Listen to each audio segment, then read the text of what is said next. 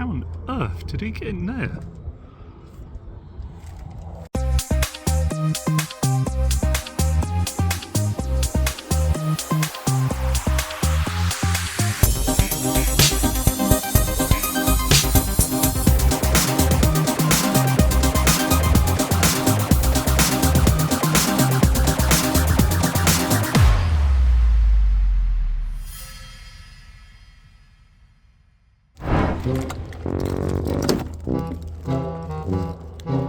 Come on, Macy. That's a wagtail. How'd you get in here? How'd you get in here then? This is the cab floor, and we had to take the wood up because the wood was rather rotten, as you can see. So now we've coated it in oxide primer underneath to protect the metal, and now we're going to give it a new coat of paint before the new wood goes down.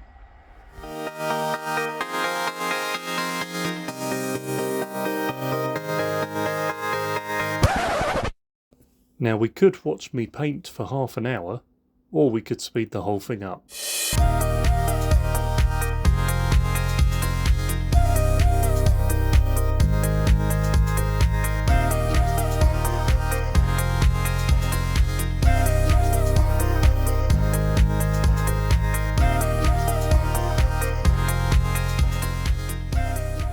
Right, that's the enamel put on the cab floor.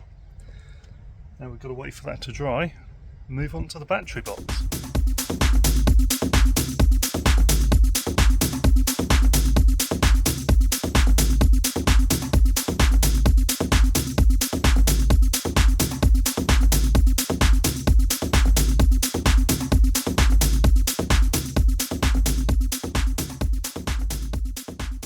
That's the battery box all done. So that coat of oxide gloss should help stop any water from causing any issues with the metalware. And it looks a lot nicer than what it did before. So now we'll just wait for the heat of the day to dry that up. Another problem we had was the skylights in this bus. Now every time it rained, up there you would have loads of water coming down and it would flood inside the bus. So we've decided that we're going to seal the skylights up because they're never going to be opened again. So far it's been very promising because we've had no water since on the first skylight. So now we need to do the next one. This is what we did with this skylight, and it's proven to work quite well. And we're only using cheap waterproof taping around the edge, and it bonds like no man's business. So that's going to be good for a while. And that's what we're going to do on the other skylight, and that'll stop any water from coming in.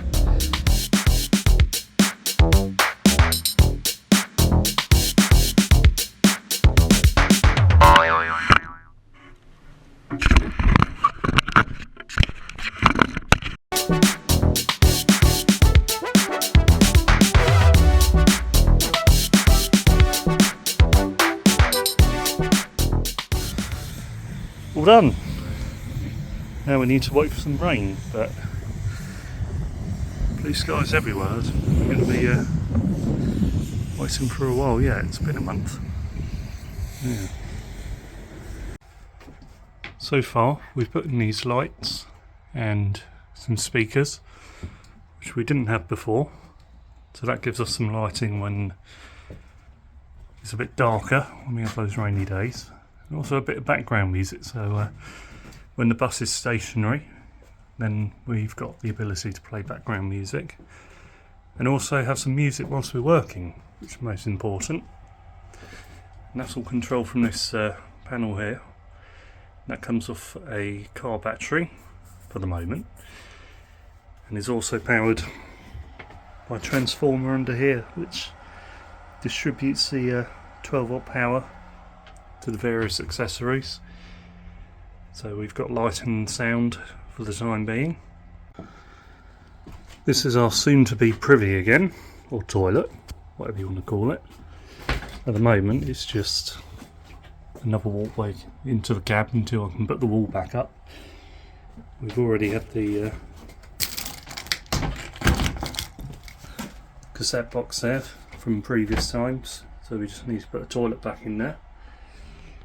And a mirror. Very important. This is the framework going up.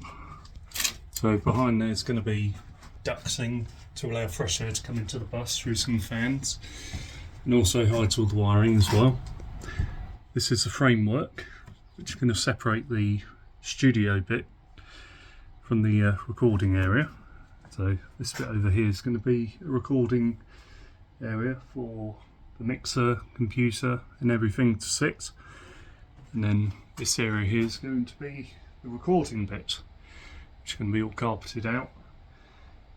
Going to have some new walls put up and some nice decor, LED lighting. Some people might be wondering how we get mains power when we're working on the bus. There's a brilliant little device that I was introduced to not long ago called an EcoFlow. And it's this tiny little box here.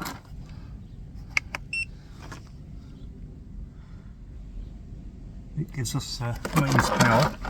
About 1.7 kilowatt goes into there. In here we're going to have a leisure battery or two eventually, and that'll give us lighting and sound and internal fans with buses in situ. It's always good to have a backup just in case your battery runs out. But whilst we're on mains power, that just ensures that the batteries for the main engine are topped up, and this is on charge as well. So we've got lighting and music and other things whilst we're working on it. He's back. You need to stay out, my little friend.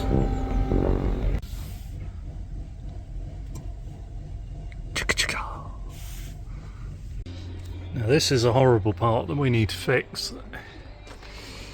Unfortunately, water got trapped behind the door sill, and as you can see, absolutely corroded the metal which the door seal sits on.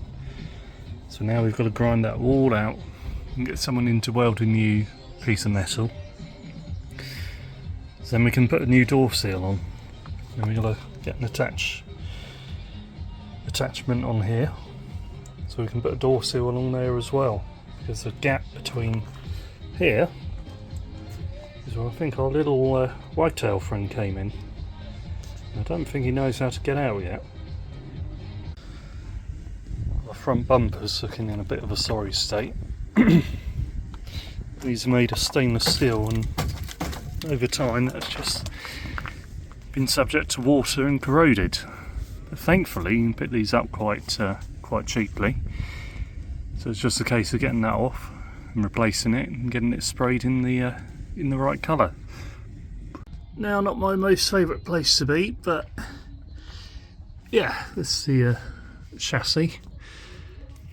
The rear here, a little bit of surface rust, but nothing that can't be sorted. But overall the chassis is looking in okay nick.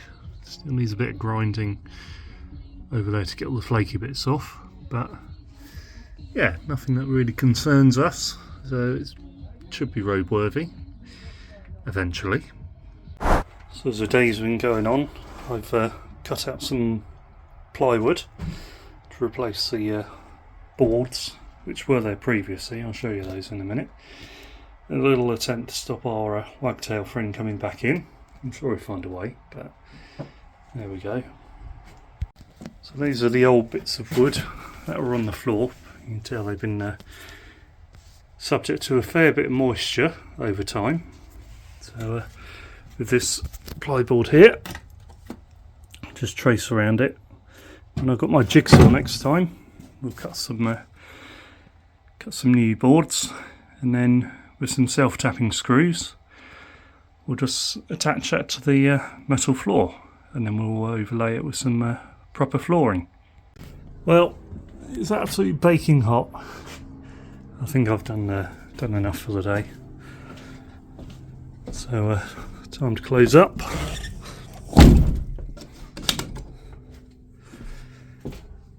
Plenty more to be doing at some point. Close the door. There's no air in the tank, so we have to do this manually until we can get the bus started. That's going to happen in the next few weeks, hopefully, when we get some new batteries, if it will start.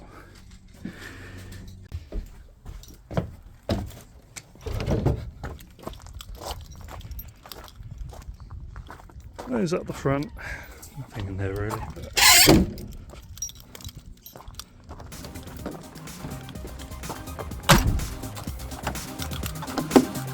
We'll call that a day.